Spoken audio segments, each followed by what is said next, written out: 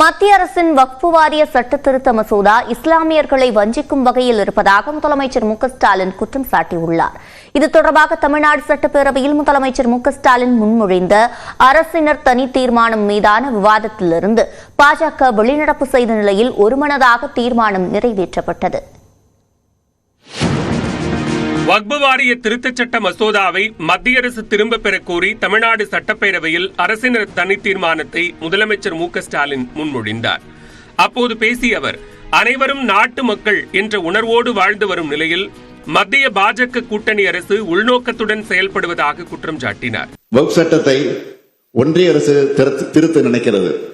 இதன் மூலம் மத்திய வக்ஃப் கவுன்சில் மற்றும் மாநில வக்ஃப் வாரியங்களின் கட்டமைப்பு மாற்றப்பட்டு அரசாங்கத்தின் கட்டுப்பாடு அதிகரிக்கிறது. இது வக்ஃப் நிறுவனங்களின் சுயாட்சியை பாதிக்கும்.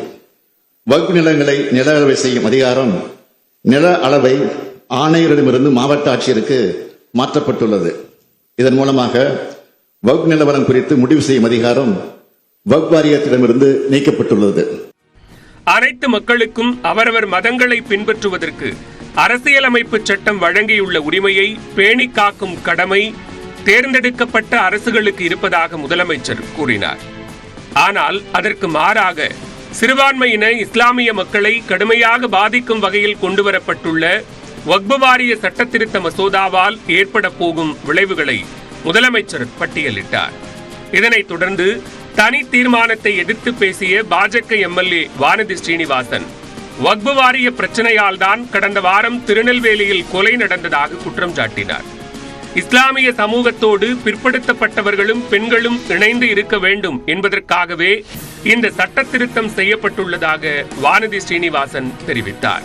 இந்நிலையில் தான் விரிவாக பேசுவதற்கு எப்படியும் அனுமதிக்க மாட்டீர்கள் என்று வானதி ஸ்ரீனிவாசன் கூறிய நிலையில் வக்ஃபு சட்ட திருத்தம் தொடர்பாக வானதி ஸ்ரீனிவாசன் எவ்வளவு நேரம் வேண்டுமானாலும் பேசுவதற்கு சபாநாயகர் அனுமதி கொடுக்க வேண்டும் என முதலமைச்சர் கேட்டுக்கொண்டார்.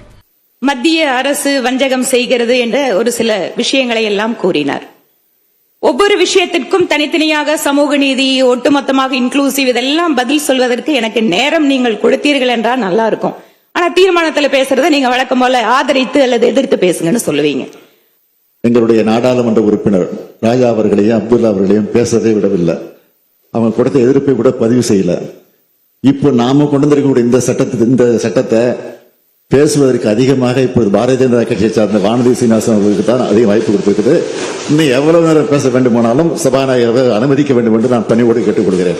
ஏனால் ஜனநாயகம்.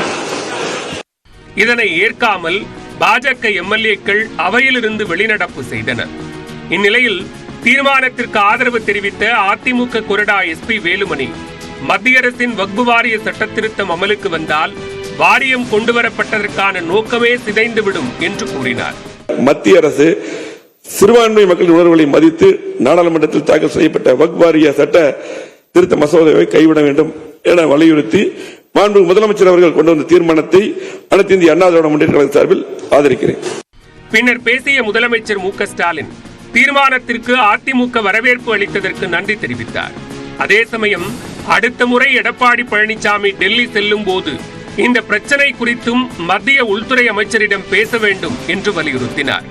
இதேபோன்று காங்கிரஸ், விசிக, கம்யூனிஸ்ட் கட்சிகள், மதிமுக உள்ளிட்ட திமுக கூட்டணி கட்சிகளும் தீர்மானத்திற்கு ஆதரவு தெரிவித்தன.